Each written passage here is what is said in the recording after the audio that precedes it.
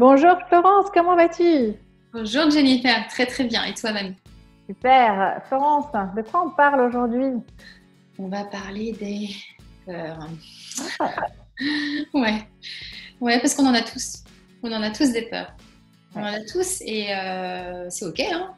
C'est bah ok. oui, Et en fonction des situations qu'on va vivre, on va vivre d'autres peurs. Enfin, en tout cas, parfois on a du mal à les détecter. oui. Mais parfois, du coup, elles sont là et puis elles s'expriment différemment. Je sais pas, de la colère, du stress, de l'insomnie, enfin plein de choses. Et l'idée, si on pouvait vous aider justement à identifier ces peurs pour ne plus qu'elles s'expriment de façon invasive dans votre vie, est-ce que ça vous plairait? Et ouais, et comment ça transformerait votre vie? J'ai envie de vous Oh, demander ah ouais.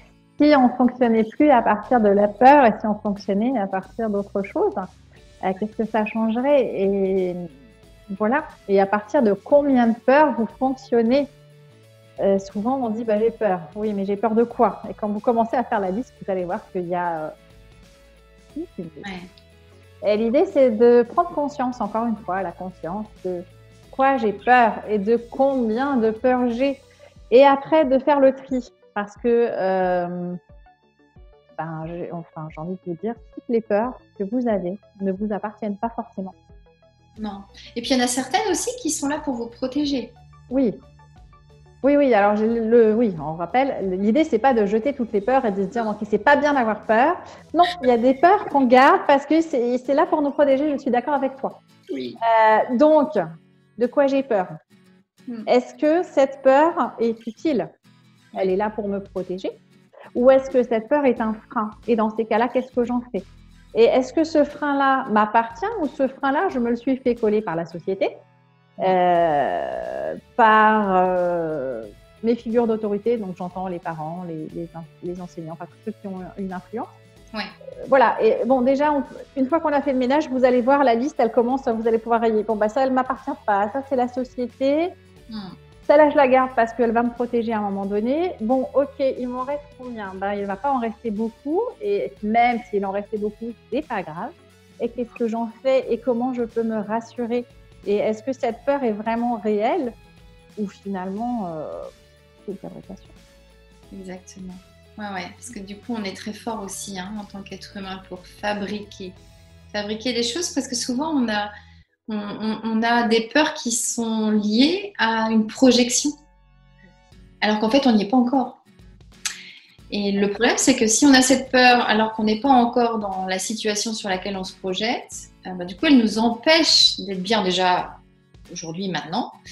Et en plus, elle peut nous empêcher de passer à l'action justement pour favoriser un bon déroulement de la situation à venir. Donc c'est vrai que c'est très important. Alors, parfois aussi, on parle de peur inconsciente. Alors, quand on va chercher vraiment au fond de soi, on arrive à les conscientiser un peu plus, celles-là, celles qui sont bien enfouies, là. Comme tu disais, comme une couche d'oignon. Hein. Il y a toujours des couches, il y a des couches, il y a les premières peurs qui jaillissent tout de suite. Celles-ci, on arrive à les noter très facilement. Et puis derrière, il y en a souvent des plus vicieuses, là, qui sont sympathiques. Et c'est celles-là qu'il faut parfois aller chercher un petit peu plus loin. Ouais, je suis d'accord. L'image de l'oignon, elle est pas mal. Il y a des couches que vous allez pouvoir enlever tout seul, sans problème, et ça marche bien. Et il y a des couches où il va falloir peut-être aller se faire aider. Ouais. Aller voir ce qui s'y passe et aller voir pourquoi, comment et pourquoi, et voilà, le pourquoi du comment. Et voilà, et ça, des fois, on ne peut pas le faire tout seul parce que, ça fait trop peur. Parce qu'on ne sait pas ce qu'on va trouver, parce que, voilà. Et après, voilà, se faire aider, enfin, moi, c'est vraiment ce qui m'a permis de faire des bonds en avant gigantesques. Voilà, parce que je pense que Florence, tu es comme moi, tu vas te faire coacher, tu vas te faire accompagner régulièrement. Et c'est ce qui nous permet de faire des bonds en avant, et notamment sur les peurs, ne pas être seul, se faire accompagner avec différentes équipes. Et ben, ça vous permet d'avancer et puis de vous libérer justement de ces peurs et d'enlever toutes ces couches d'oignons pour retrouver quelque chose de sain, de serein et permettre d'avancer parce que la peur nous limite, la peur nous bloque et puis Elle nous pourrit la vie, hein, sincèrement. voilà. Elle nous pourrit vraiment la vie. Maintenant, voilà, c'est un travail qu'on n'a pas toujours envie de faire et pour autant, quand on parvient à décider à le faire, donc avec le regard d'une tierce personne, comme tu disais, parce qu'il y a des moments où on ne peut pas aller chercher ça tout seul, bien c'est vraiment enlever des poids dans notre vie, dans notre quotidien.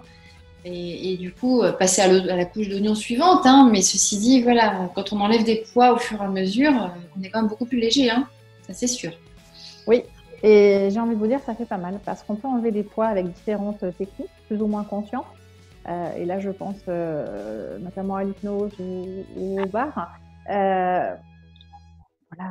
Ça peut se faire très rapidement Oui. et ça peut se faire sans douleur. Voilà, en douceur et surtout, l'idée c'est de choisir de toute façon quelqu'un, une tierce personne qui va être dans la bienveillance. Ça, c'est important. Oui, la bienveillance. Donc, à partir de combien de peurs tu fonctionnes? À toi de nous le dire. Exactement. Et puis, voilà, relativiser les choses, ne pas rester avec, prendre conscience et puis faire face aux choses. Voilà, la peur, on a plutôt envie de se planter. Ben non, on ne se plante pas, on y va, on affronte. Et puis, on n'est pas obligé de faire tout d'un coup. Vraiment, comme tu l'as dit, rester dans la douceur avec soi-même et pas dans le jugement aussi. Surtout pas, ouais, clairement.